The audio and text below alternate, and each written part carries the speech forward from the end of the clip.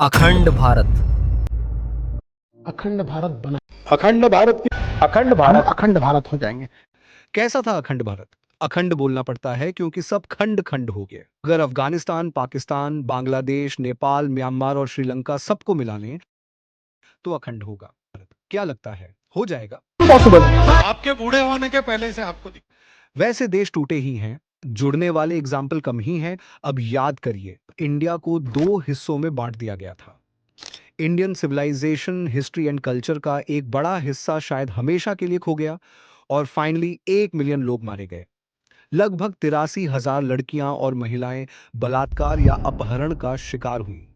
यह विश्व का सबसे बड़ा ह्यूमन माइग्रेशन और भारत के इतिहास की सबसे बड़ी ट्रेजेडी में से एक थी। अब कोई कहता है ये पार्टीशन सही था और कोई कहता है गलत था, लेकिन ये बात अगर उन लोगों से पूछोगे जिन्होंने इसे झेला था तो पता चलेगा उन पर क्या बीती होगी। जो लोग एक साथ रहते थे, एक गांव में, एक दूसरे के दोस्त, एक ही दिन में अलग अलग देश के सिटीजन बन गए। उस टाइम पे लगभग सभी मुसलमानों ने पाकिस्तान बनाने की डिमांड को सपोर्ट किया था।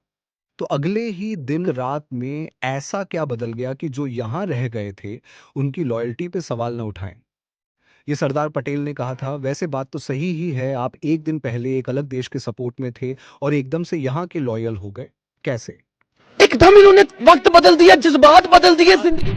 वैसे पार्टीशन भारत के लिए सही था या गलत, ये इस वीडियो में समझने की कोशिश करते हैं। नमस्कार, द लर्निंग क्रॉनिकल्स के इस वीडियो में आपका स्वागत है। प्लीज चैनल को सब्सक्राइब करें और सपोर्ट करें।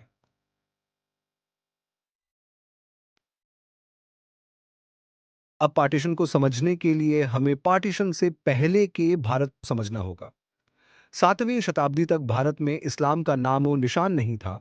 712 में अरब्स ने सिंध पर कब्जा किया, लेकिन 500 साल की लड़ाई के बाद 13वीं शताब्दी में दिल्ली पर इस्लामी कब्जा हो गया और धीरे धीरे पूरे देश मुगल साम्राज्य स्थापित हुआ और भारत में मुस्लिम पॉपुलेशन भी उसी हिसाब से बढ़ी। और जैसे ही भारत में मुस्लिम आबादी इतनी हो गई कि उनको कि अब उनके लिए एक अलग देश होना चाहिए जिसमें सिर्फ वही हो। अब रोल आता है इस कहानी के लीड किरदार का, मोहम्मद अली जिन्ना। जिन्ना और नेहरू दोनों ने लंदन से लॉ की डिग्री ली थी।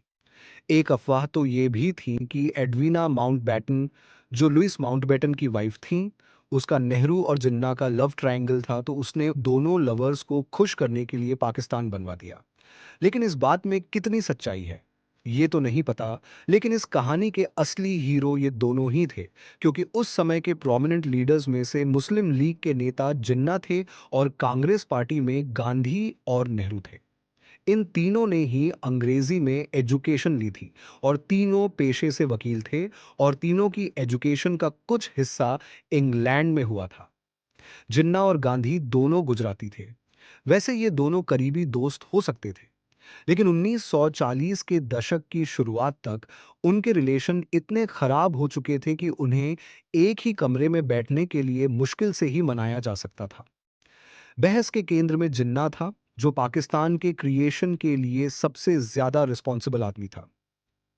भारतीय राष्ट्रवादी नजरिए से तो वो इस स्टोरी का विलन था, जबकि पाकिस्तानियों के लिए वह फादर ऑफ नेशन है। जिन्ना और नेहरू में से एक देश का कायदे आजम बना और दूसरा एक देश का पहला prime minister.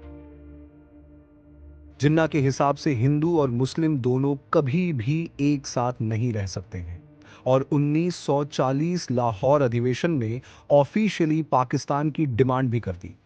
Second world war के बाद ब्रिटिश हुकूमत भी ढीली पड़ गई और कांग्रेस के क्विट इंडिया मूवमेंट के चक्कर में गांधी और नेहरू और कांग्रेस के कई लीडर जेल चले गए। अब जिन्ना को मौका मिल गया और उसने खुद को अंग्रेजों का वफादार और मुसलमानों का मसीहा बना लिया। प्रोविंशियल इलेक्शन में मोस्टली जितनी भी सीट मुसलमानों के लिए रिजर्व थी वहां मुस्लिम लीग जीत गई और अल्टीमेटली कोई भी पार्टी वोट शेयरिंग फॉर्मूला तक नहीं पहुंची। और यही वो सिचुएशन थी जहां से पार्टीशन की कहानी शुरू होती है। दो स्टेट, पंजाब प्रोविंस और बंगाल प्रोविंस, इनमें मुस्लिम पॉपुलेशन ज्यादा थी। दोनों ही जगहों पर सबसे ज्यादा दंगे हुए थे और दंगों का प्रकोप अन्य शहरों में फैलने लगा और इनको कंट्रोल करना नामुमकिन सा हो गया था। तो 1947 के अप्रैल में नेहरू ने एक भाषण में कहा, मैं चाहता हूं कि जो हमारे रास्ते में रुकावट डालते हैं वे अपने रास्ते पर जाएं। 20 फरवरी 1947 की दोपहर को ब्रिटिश प्रधानमंत्री क्लेमेंट एटली ने संसद में यह घोषणा कर दी कि ब्रिटिश शासन जून 1948 से पहले किसी भी तारीख तक समाप्त हो जाएगा। यदि नेहरू और जिन्ना तब तक सुलह कर लेते हैं तो शक्ति ब्रिटिश भारत के लिए कुछ केंद्रीय सरकार के रूप में ट्रांसफर कर दी जाएगी। यदि नहीं तो वे सत्ता ऐसे अन्य तरीके से सौंप देंगे जो भारतीय जनता के सर्वोत्तम हित में लगेगी। मार्च 1947 एक ब्रिटिश जज को पाकिस्तान की बाउंड्री डिसाइड करने का काम दिया। मतलब दक्षिण एशिया का नक्शा फिर से बनाने के लिए मुश्किल से 40 दिन दिए गए। इस नक्शे से कोई भी पक्ष खुश नहीं था। जिन्ना जो पाकिस्तान बनाने में सक्सेसफुल हुआ वो भी खुश नहीं था। 14 अगस्त 1947 की शाम को कॉन्स्टिट्यूशनल असेंबली में नेहरू ने अपना फेमस भाषण दिया। At the stroke of the midnight hour, when the world sleeps, India will awake to life and freedom. A moment comes, which comes but rarely in history, when we step out from the old to the new, when an age ends, and when the soul of a nation, long suppressed, finds utterance. हजारों सालों से जो एक ही सभ्यता और संस्कृति का हिस्सा थे, उन्होंने धर्म परिवर्तन के बाद अपनी सभ्यता को रातों रात भुला दिया और भारत दिल्ली के बाहर हालात किसी हॉरर नाइट से कम नहीं थे। उसी शाम जब लाहौर में बचे हुए ब्रिटिश अधिकारी रेलवे स्टेशन के लिए रवाना हुए तो उन्हें सड़कों पर बिखरी हुई लाशों के बीच से गुजरना पड़ा। प्लेटफार्मों पर उन्होंने रेलवे कर्मचारियों को खून के गड्ढों को साफ करते हुए पाया। कुछ घंटे पहले शहर से भाग रहे हिंदुओं के एक ग्रुप को एक मुस्लिम ग्रुप ने उस समय मार दिया जब वो स्टेशन पर ट्रेन का वेट कर रहे थे। पूरा पंजाब जल रहा था।